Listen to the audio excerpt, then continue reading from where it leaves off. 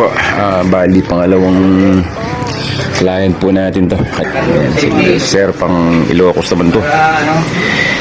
Bali piggery po sila. Ayan, bahala kami lang ipa-reserve itong unit natin. Ayan, pangalawang client po natin to. Dito po sa garahe po natin sa Rica Trucks. Ayan sila Sir from Quirino. Ayan po, good day.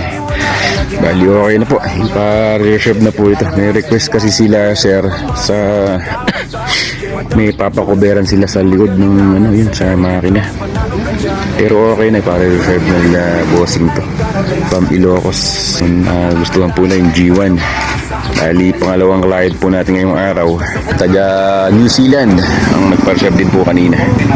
Kaya sila po ipa-reserve din yung isa na to na 4H G1 na inline na 16 feet.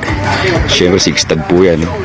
Sa mga interesado at mga naghahanap po ng mga unit, marami po tayong pagpipilian dito. Yan, 4H F1, 4H G1. Bali HG1 po yung nagustuhan nila bossing. Ay pare-reserve yan. I-deliver po natin mismo sa bahay nila. Salamat po and God bless. Selo na madali, kausap at mapa-Erica Trucks. Mapagkakatiwalaan, laging maaasahan.